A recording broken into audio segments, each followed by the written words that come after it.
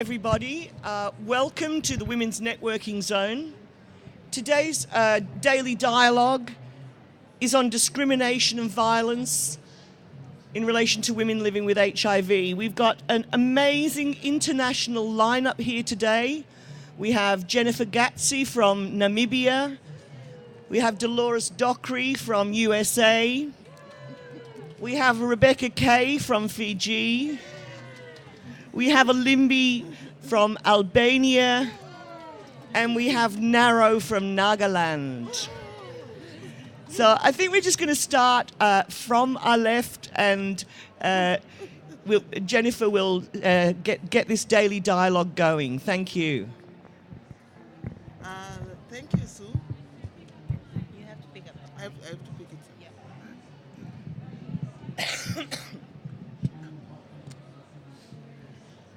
Thank you. I'm going to share about what is happening in Namibia with discrimination and violence.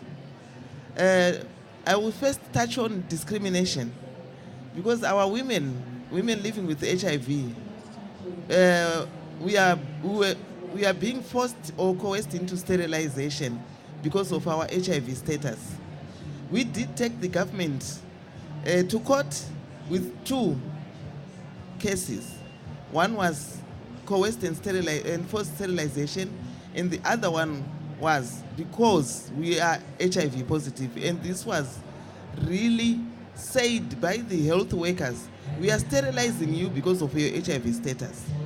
But unfortunately, only one case was successful on coerced and forced sterilization. So we are still fighting for the discrimination towards us being infected by HIV, that we are being treated so badly at hospitals. In communities as well, what we are seeing in Namibia on discrimination, with the elder women living with HIV, I think discrimination has reduced a bit. But among the youth, it is high, very, very high. So we need to look at that as well. Why is it in one area it has gone down, but in the other area it's going up? Now I talk about violence. In Namibia, violence is escalating at a daily basis. This year, all over the world, women were celebrating Women's Day. In Namibia, we were mourning Women's Day because of the violence which is happening in Namibia on a daily basis. That it came to the point that the president himself had to call for a national prayer to see why has violence escalated, especially towards women and children. Every day you open the newspaper, there's a woman who has been hacked to death. There's a woman who has been stabbed to death. There's a girl child who has been raped and whatever. Violence is like, I don't know, fire. It's like a bush which has been, someone has put fire into it and it's burning. And we need to do something. One thing which I'm seeing in Namibia is that as feminists, as women's groups, we are not united to fight together. Because there are some who get funding from the government. They don't want to come and assist us when we are holding campaigns, when we are demonstrating. And then if they come, even if some of them come, they want to politicize it. And then, all our efforts of raising our voices are going down. So we need to look at that. How can we as women come together and really unite ourselves and not be used by our governments so that they make our heads go together against each other? Because what we are fighting is fighting for us. I am a woman and I can't be bought by the government. Just because this one is being violated, the government is going to give me money for funding. No, I would rather not have their funding and make sure that I'm a true feminist and I'm going to fight for women, all women living with HIV, sex workers, lesbians, transgenders. Thank you. Thank you very much, Jenifer. Jenifer touched on discrimination in the health sector, and that's at all sorts of levels.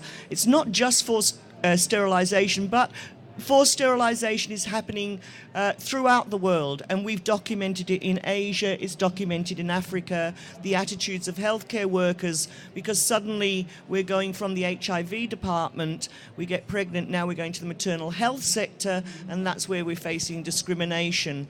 But also she touched on the discrimination in society, and that's from Africa, where there are vast numbers of adults. I mean, it's up to like 1 in 4, 1 in 3 adults in some parts of Africa still, but we still face discrimination. So although we have the science to help control HIV, we still can't do so because of the discrimination. As we go around the panel, we'll see that it's not just restricted to Africa. Our next speaker, Deloris from USA. Thank you, Deloris. So, oftentimes in these setting of global discussion, the woman from the U.S. always kind of feel not a part of it, because there is an assumption that there are many resources available to women in North America that other women don't have. But more and more the discourse is around the intersection of violence against women and HIV. And it is a reality for a lot of women who are living with HIV in North America.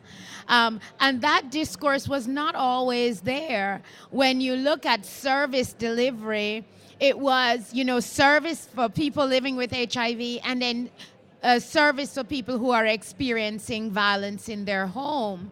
And it's just recently that there is now a discussion about how they intersect and how service delivery need to look at the woman as a whole and realize that, yes, she's living with HIV, but she's also experiencing violence. And what we see from our statistic is that that violence increases in the presence of her HIV status. So that discourse has just started at the federal level.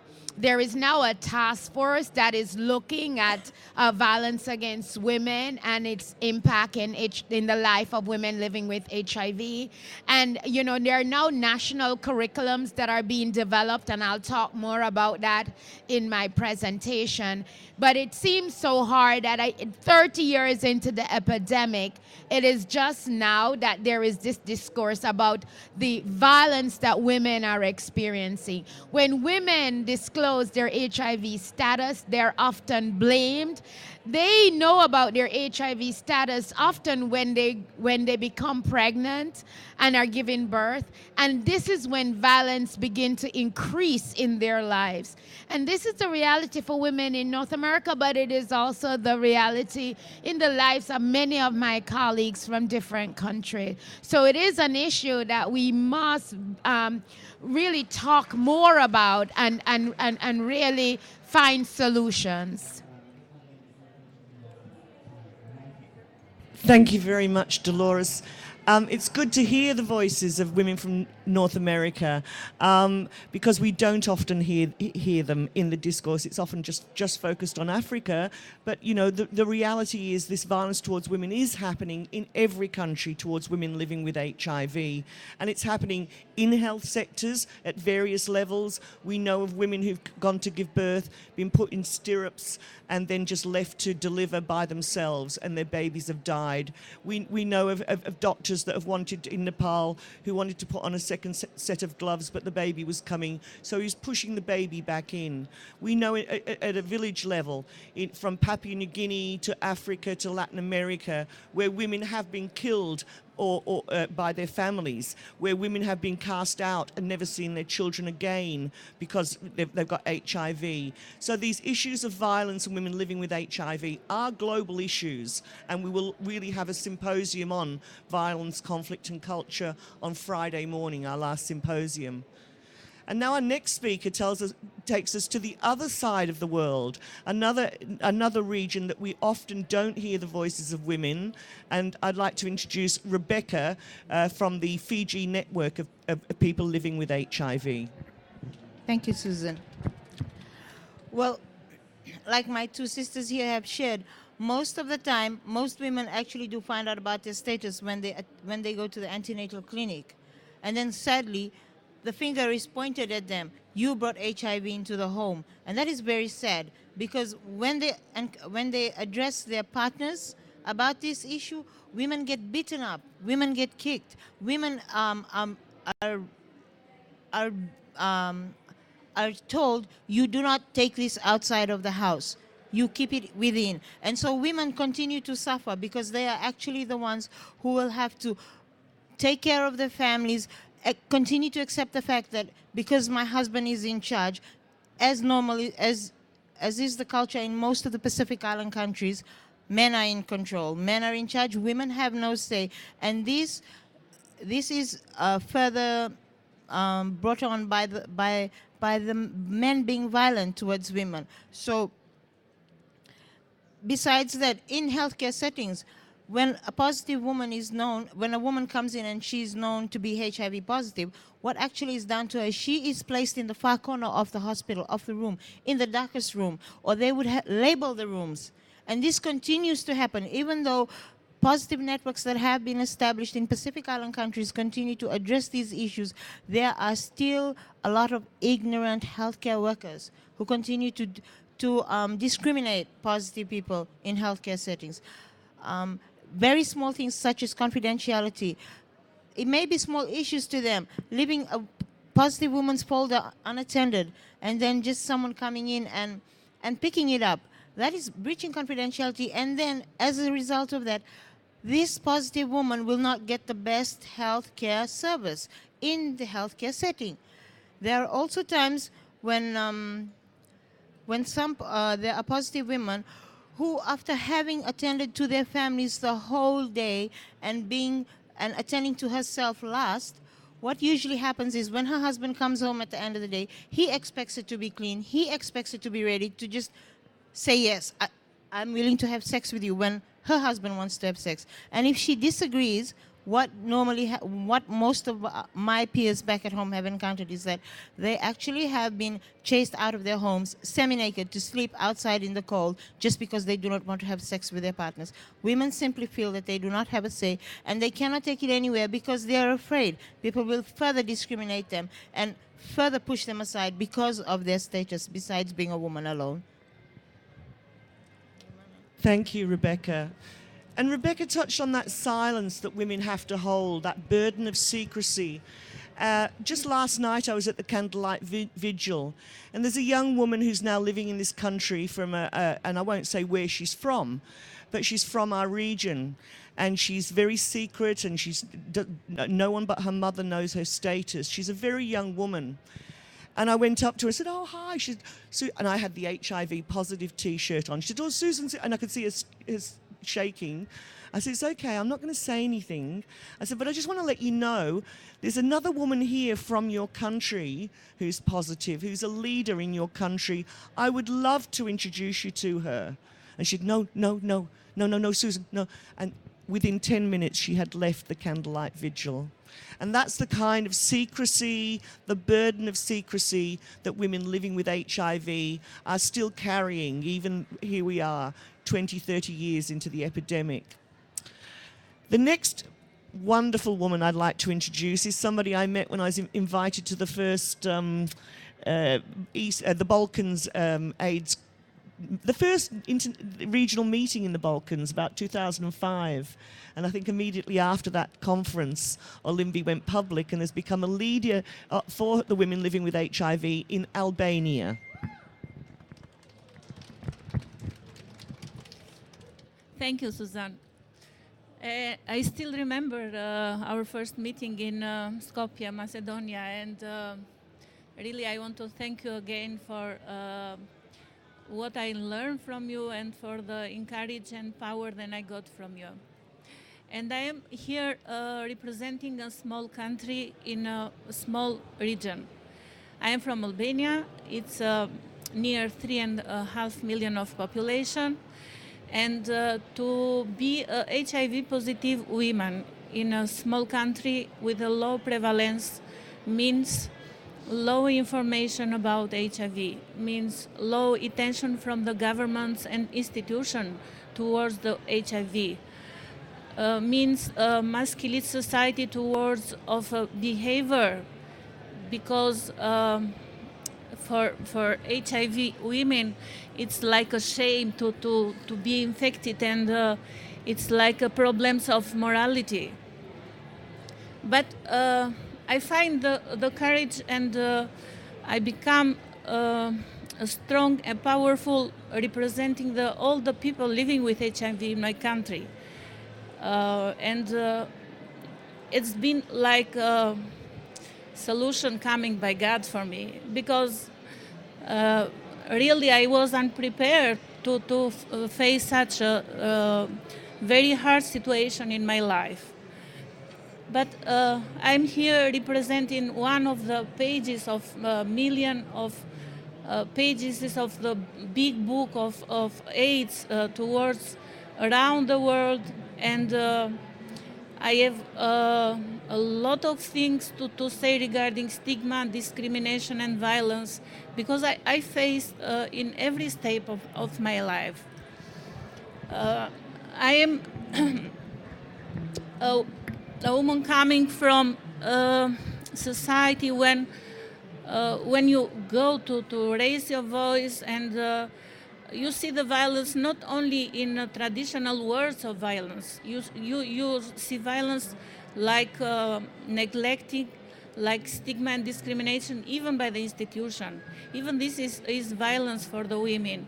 It's not only to see when you are be violent from not having access for treatment, not having access for health services, to be a pregnant HIV positive woman and you don't have the right to go to the maternity, and no one of the obstetrics take you to make a cesarean for the deliver the baby.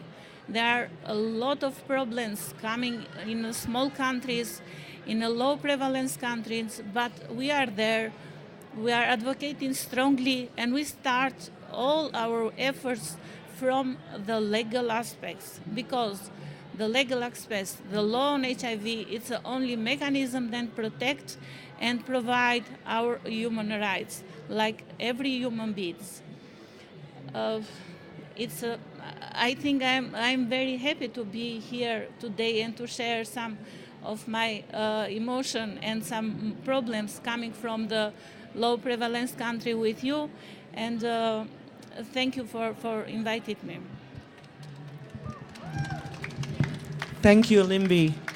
And in Australia too, we get refusal of treatment. I know that's happened to me and to other women. And when I did, like over 10 years ago, I did the forerunner I created the forerunner questionnaire for the stigma index, and we looked at discrimination in Asia in 4 countries, and we found that of all the people, it's women living with HIV who face more discrimination. I mean, I know that people say, oh, it's the drug users, it's the sex workers, it's the... Per se, it is women living with HIV face significantly more discrimination than men living with HIV. But the voices we often don't hear, what if you're a woman and a drug user? You know, you're the naughty girl. Where boys are allowed to play around, girls are not allowed to do that. They're supposed to be good girls. So now we're going to hear from the voice of female drug users. And Naro is our coordinator of ICW Asia Pacific, based in Bangkok, but from a far northeastern corner of India on the other side of Bangladesh called Nagaland.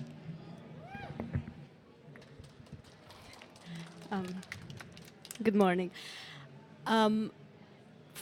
Coming from a country where a female, where to be born as a female is a curse in the family, and where most female babies are killed inside the womb. I mean, I don't know from where to start to talk about violence and discrimination faced by a woman living with HIV and also a drug user. For us, as a woman living with HIV, not just women living with HIV, as a woman, as a girl, violence and discrimination first starts from the family and then the society. And as a drug user, life is not that easy. We have that double. You are a girl, you're not supposed to do drugs. My first rejection in terms of denial of service was the rehab center. I mean, I was not sent to a rehab center because my family told that if you were a boy, we would have understood it. But you're a girl, you know? And so, yes, I was denied of rehab treatment, but somehow I got out of it. I agree on what all the previous 4 speakers have talked about, this sterilization, abortion, and other sorts of violence. It's happening among drug users who are also women living with HIV. But one thing I would like to touch upon here today is in India and most of the South Asian countries, women think that the physical beatings is the only violence. We don't think about the emotional, psychological, and mental violence that we go through every day because of stigma, because of the blame and the judgment that we get, because of low socioeconomic status, and because of low literacy level. We go through that every second of our life, but we don't count that as a violence. We just accept it as a fate. But it is a violence where we face a lot of this kind of things, and we are at that nobody talks about it. And I think it's high time that everybody should talk about the violence, psychological, emotional, and mental violence that we go through every day. As a woman living with HIV and as a drug user, we are even denied of ARV treatment. We are asked to go clean up, sober up, and then come for ARV treatment. But if it's a man coming for ARV service and a drug user, they are not refused treatment. So what is the difference? That's one of my questions. You are an addict, I'm an addict. You are a man, I'm a woman. We are equal. You are HIV positive, I am HIV positive. So why should I not be allowed to start my ARV treatment if I'm a drug user, but you as a male is allowed to have treatment? So you see the difference. I mean, the kind of treatment that we get as a drug user, and at the same time as a woman living with HIV. And if you're a drug user and a woman living with HIV and you get pregnant, again, one issue is we have methadone and buprenorphine services, and with detox and everything, a baby can be born healthy with ARV and everything. All these services are available. It can be done, but in most parts of our region, especially in Asia, it's not even available. You're a drug user, so forget about buprenorphine or methadone. You just have to abort the baby because you cannot look after your baby, and baby will die of withdrawal. Which we agree, if proper care and treatment is not given to us, then of course there is a problem. Baby might die of withdrawal, but the thing is there is treatment, but it's very inaccessible. It's very inaccessible. And in terms of other related treatment of a drug user, when a male goes in hospital, for example, when it's a male drug user and also living with HIV, there is a stigma surrounding drug use, but still they get treatment. But if you're a woman, no, you don't get treatment. So that is the overall scenario. I mean, I can talk on and on, but in short, that's how we as women drug user and as women living with HIV face double discrimination, double violence from everywhere. Thanks. Thank you, Naro, and what a powerful series of short presentations they were, and really showing us the intersection between the stigma of having HIV, the discrimination women face, and then the violence that's inflicted on them at all sorts of levels, from intimate partners, from family, from community, from health workers, and even like getting pregnant. I mean, what we found in our study is the only contraception offered to women with HIV is a condom or sterilization.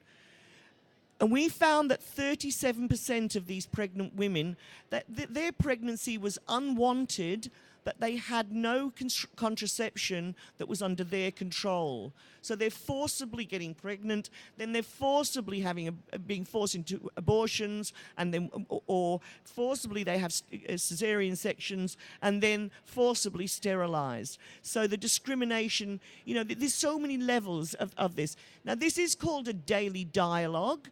And you've heard very brief presentations by each of these women who can all share a great deal more. So we now offer the space to the audience. If you have specific questions or if you have comments or you'd like to ask something further. Is there anybody in the audience that would like to ask a question? Or we could just go home now if you like. Is there anybody who would like to share their experience about, you know, losing custody of children, being kicked out of the home, being... No? Okay. Nella. Nella is also from our Women of ICW Asia Pacific and is on our core group. Welcome, Nella from Malaysia. Thank you, Susan.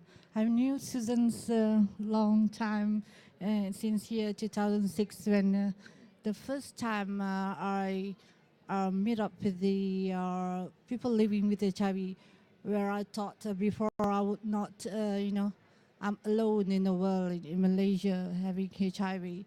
So she's part of the person who are, you know, educating me and my friends towards our journey of being a woman living with HIV.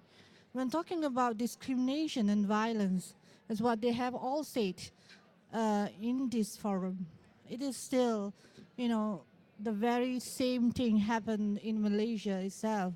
Even it is even hard because it's Malaysia is a middle-income country and where women are not exist in terms of when she's living with HIV.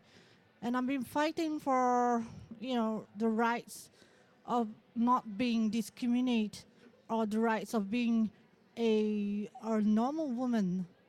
And it's very hard when even the Ministry of Health, when I spoken in a very big conference in Malaysia, when I talk about there is none, when they are talking about the percentage is getting more and more of women coming to be found HIV, but when I asked about programs and interventions toward them, and this Ministry of Health coming up and say that the percentage is still 10%. Are they waiting for the percentage to go up to 58%? So then only they want to do something.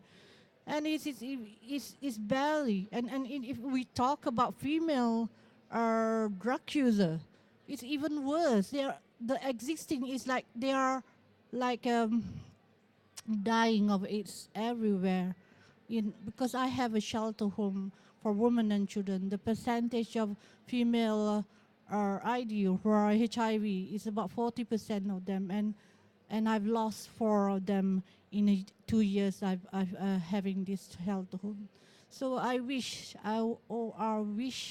that no more discrimination towards women. Thank you. Thank you, Nella.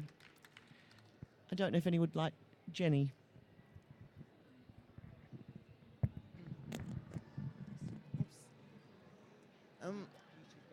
I want to share my own story and then also share what our Minister of Gender and Child Welfare statement this year.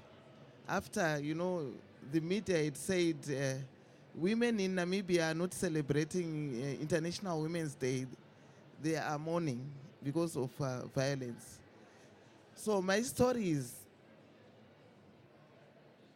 my doctor informed me that I had to go for a hysterectomy because I had developed HPV and I was tested 3 times. So they say that maybe you need to have this so that you can not have cancer of the cervix. So I agreed. I said that I'm old, it's okay, I won't be needing any children anymore. And this was in the private setting because I'm a private patient. I can't go and access the public. I'm not a citizen of the country.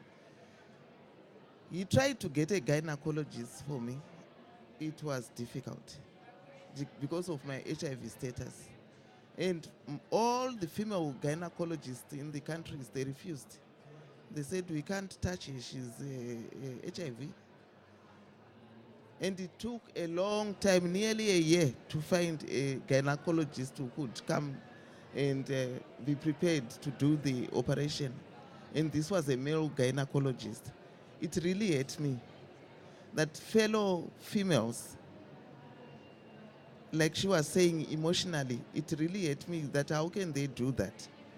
And they know that they are not going to contract the virus because they will be having all their gloves and things like that. Why are they doing that to me?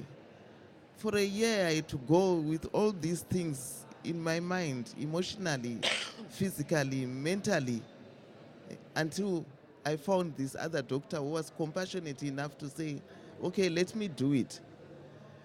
And during that space of time, maybe something could have happened. Because they couldn't touch a woman who is HIV positive.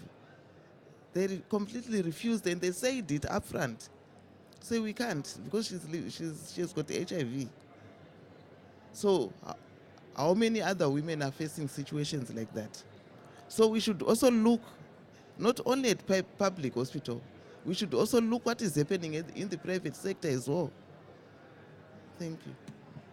Oh, sorry, just to share the statement, she is supposed to be protecting us, and this is a statement. The dignity of people is not valued by some of our countrymen and women. That is our minister saying it.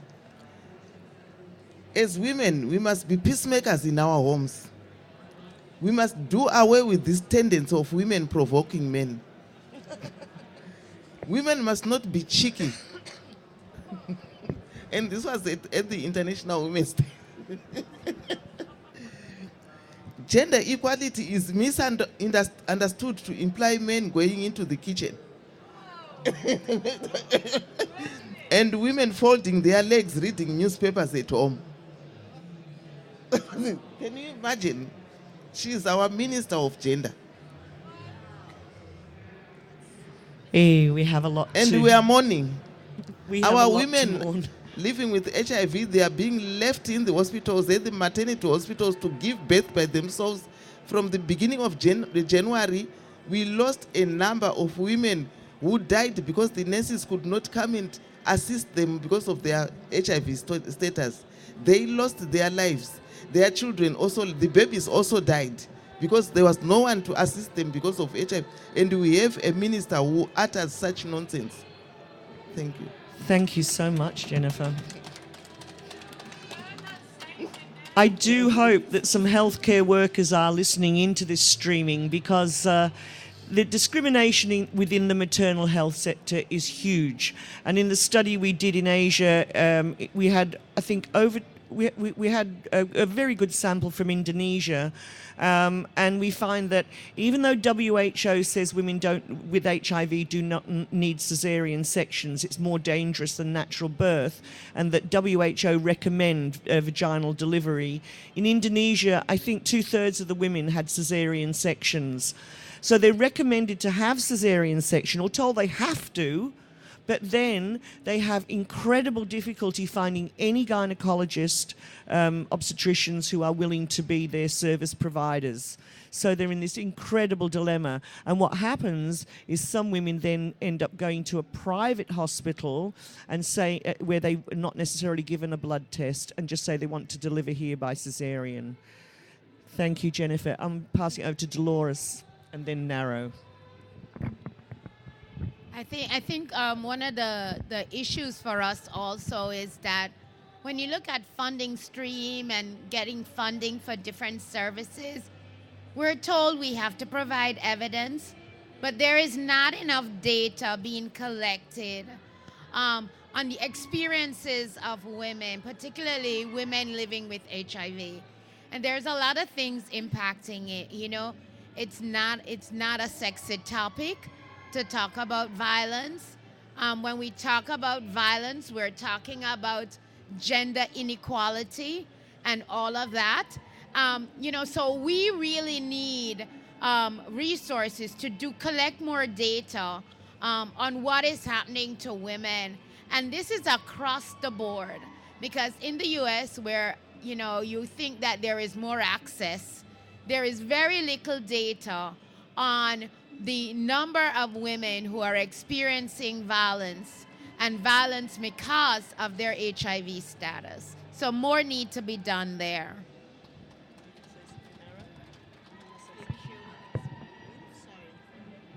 I just want to share a story of how a woman living with HIV, a young woman living with HIV, was treated in the hospital when she was about to give birth. So she was there on the labor room, and the nurses on duty there left her there and said, "Okay, your time is not now. You still have time to deliver the baby." And she was writhing in pain, and they could not. They did not come and help her, and she was like, "No, I want to. It's like it's coming out." And like, "No, your time is not up. Just hold on. Don't push. Just hold on." And she was made to hold on for 2-3 hours until the time when the shifts, because nurses have shifts, right? So when their shifts turn was off, got over, and then the new team, new nurses, their shifts got in, and then like it was like when the new team came inside the labor room, within 1 minute the baby was born, because it was already, she could have died, but then the nurses were saying, no, it's not time, but it was time. So because there was some women also living with HIV who were there in the hospital with her as a support, because that was her first baby. She was delivering her first baby. And then the women were saying, that those other women living with HIV were saying, "No, it's time. We have given birth to 2-3 kids. It's time that the baby is about to come out. Please assist." And then there's "You don't know. We are the nurse. You're not the nurse. We know it's not the time now. You have to hold on." She was led to hold on for around 2 hours, and then when the next turn for the next shift came, within a minute the baby was just came out. So when we tried to raise this issue, saying that it was a pure act of discrimination and violence, but they said, "No, we were there. It was not, it's tricky." They tried to find ways. We were there with her. It was not time for her to give birth. So we did, we didn't tell her to push, but that's not the story. The story was they don't want to take care of it. Yeah. And we know of many women or babies who've died. The woman that I mentioned who was just put in stirrups and left alone for 2 hours to deliver by herself with her legs in stirrups, she delivered twins and they both died.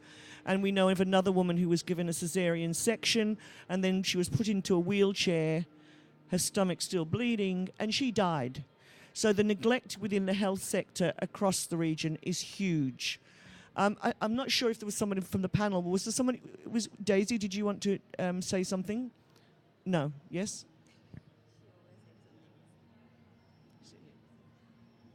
Thanks, Susan.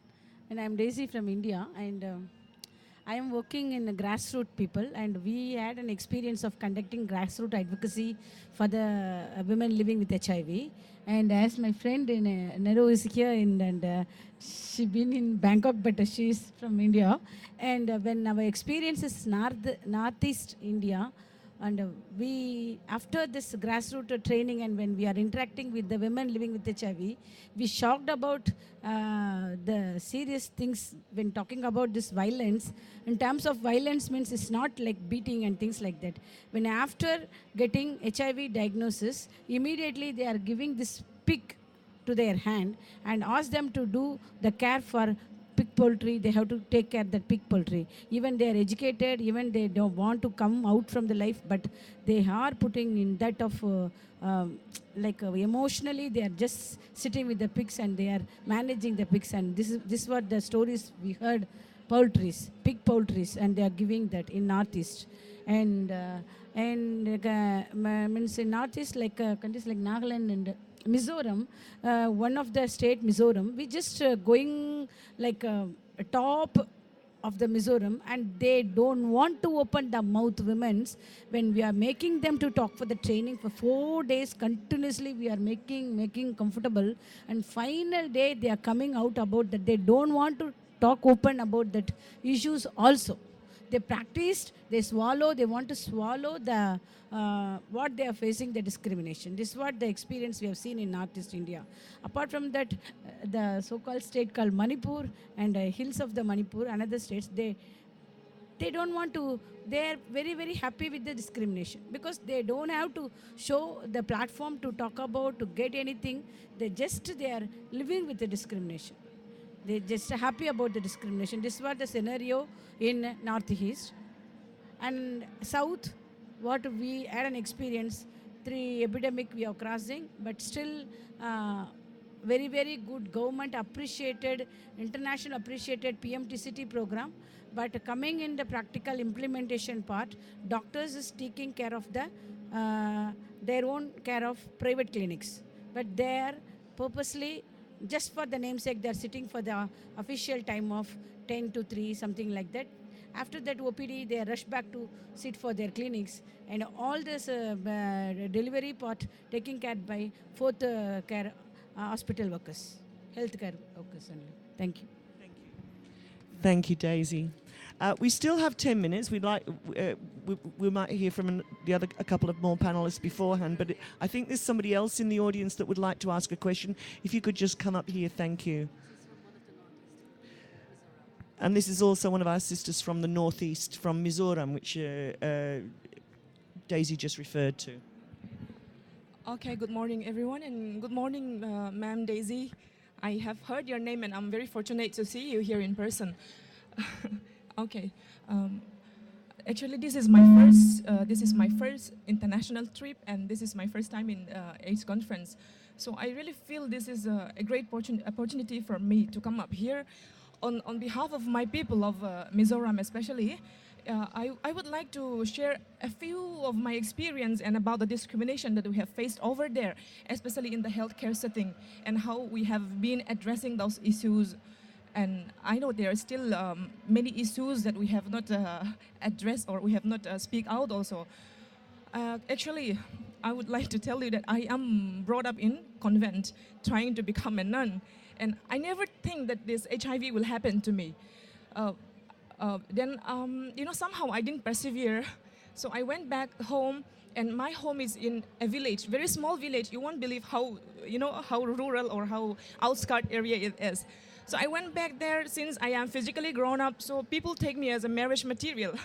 Then, being a young and still immature, so I got married. Then after, I've been married to a very well-off family, and they are like the family which the people look up to in the village also. So I never expect this will happen to that family also. And I was very ignorant. I don't know anything about HIV that time. So I only know the full form of HIV and the full form of AIDS. So after 5 years of getting married, somehow I screened my blood because I was a teacher in English medium school over there. Then, just to be an example for my students, I first screen my blood and telling them, why should you be afraid of the syringe? See, it is very small. They just pierce it and take a sample of your blood. That's very simple. Come, it's important to screen the blood, I said. And even my colleagues, I invited them to screen their blood. Then, my friend was very thin. I told her, you're very thin. See, if you're infected, we will blame your husband. I was telling her jokingly. Then, when the results come out, it was me who was infected. Then the next day, the rumor spread and no confidentiality, even though how much they want to maintain the confidentiality, but somehow the result broke out that 2 persons are infected from this school. So since I was very sad and I cannot come out from my house, people obviously started suspecting me. I mean, judging that I would be the person infected. Then, since everybody knows, and somehow my husband also, I could influence him to get his blood screened. But he don't want to do in that village, so we have to went to city Aizzol. Then he started screening his blood. His CD4 count was already very low. Then after 1 year of taking care of him, he passed away. That was 3 years back in 2011. So I started dedicating myself to work for the people, especially for the women, because I has been badly discriminated since the time my status has been leaked out. people call me an AIDS patient. They call it AIDS patient, okay, because they don't know it's HIV/AIDS positive or what is the difference of HIV and AIDS also. So they call me AIDS patient. AIDS patient is still teaching in the schools. He will spread the virus. That's how people talk about it. It was so painful for me. But I know just by retaliating them, it's not going to work out. So I started, I decided to quit my job. And when I drive my scooter, people still call me AIDS patient is driving a scooter. Keep away your children. So those kind of very abusive words and violating words is happening to me. But I still understand that I should take this for myself. I should try to advocate the people out there and bring awareness and try to make changes at my level. So I started, talking with all the service providers like ICTC workers. Am I taking too much time? Okay, with the service providers and those ICTC counselors and the technicians and some of the NGO workers. So I started talking with them and we decided to have a church advocacy. First, we decided to sensitize the church in that village. Then we called for the representative in the church.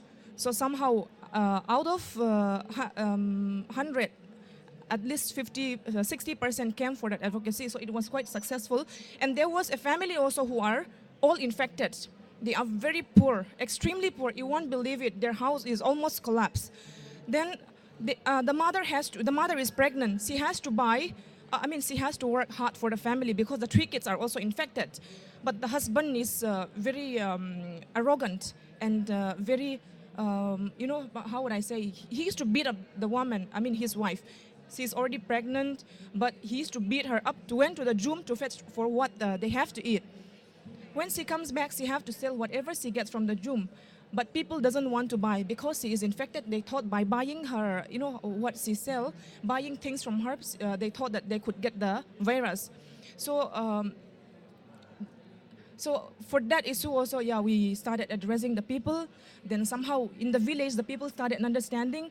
And in 2012, for the first time, we can observe World AIDS Day with the help of our village people. So there was so much changes in our village. Then now I come up to city and I started working with Positive Women Network. And 2 years back, I became the project coordinator of Care and Support Center, which is the only care and support center we have in Mizoram for the PLHIV. And we started mobilizing women also. And, women are also coming up and reporting the discrimination they face in the healthcare settings, like separation of the utensils in the hospital. All those kind of cases happen. And I'm very happy to meet the panelists here, our leaders. So I hope we can have a better networking later on. Thank you so much for being patient to listen to me.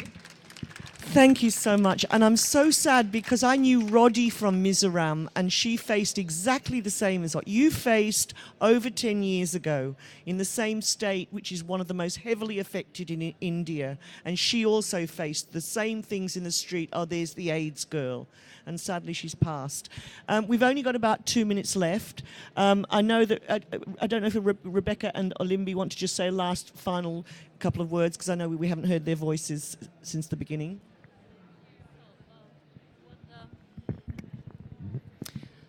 What the previous speaker told about the stigma and discrimination even in a rural area, we are facing even in the capital of the city, not only the rural area, the same situation. My story is, it's a big long. I am infected through blood transfusion in hospital and I didn't know. And after I give the birth my baby. So my history with HIV started in 2003 after the death of my husband. And I didn't know why he's died, because the doctor never said me about the HIV/AIDS status of my husband. When I went in hospital, they told me that he suffered from hepatitis B and died from hepatitis B. But I see the reaction of the familiar neighborings and relatives, and they took a distance from me, and I was wondering what is happening. And I come back in hospital after the death of my husband and asking the doctor again, which is the case of death of my husband. And they still continue saying that he died from hepatitis B. And after they took some blood from me, and after a week they told me the real reason of death of my husband, and saying that he died from AIDS. Okay. And after I know that I was HIV positive, but in the meantime I have 4 children, and unfortunately 3 of them result positive from AIDS. So I start a big trouble in my country, because the doctor said, if you want to be alive, come back, you must go abroad of country, or come back at home and die. So I am here still alive after 10 years, fighting for the right of the people, fighting for the right of the children and women living with HIV in my country, and become a promoter for all the generation coming behind of us.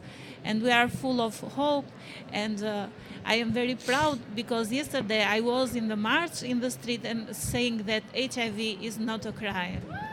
Yes.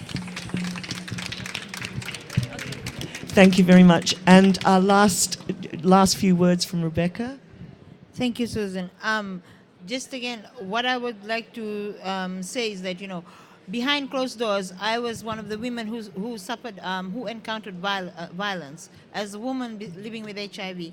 And sadly, the only way I got to realize that there were all forms of violence, verbal, physical. And the only way I got to realize that all these were included in that big word violence was when I had undergone a training for women in general that was held. And it was there that I realized, oh my goodness, at every step of the way, this is violence. This is violence. This is what we, and people don't think that this is important for women to know. Not only for women, but for women living with HIV especially. These are the sort of things that we need to know, because all of these comes under the word violence. And maybe when we do get to know of it, which is what happened to me, I began to encounter these issues, and I began to address these issues rather. And I put my foot down and made sure that no other woman was going to go through it. And this is what I will continue to do, not only for myself and for positive women, but even for my children, who are little girls as well. Thank you. Thank you, everybody, for today's dialogue. I think you can see that the violence towards women living with HIV underlies every echelon of society, every aspect of society, every pillar of society, whether it be the health, community, whatever. And all I want to say is, many, many women have died because of this violence, and I'm so pleased that there are some of us here, around here. We are the ones that have survived. We've managed to take the brave step and speak out, and let us hope that we can change the future for women coming after us, other women living with HIV. Thank you for joining the Daily Dialogue today.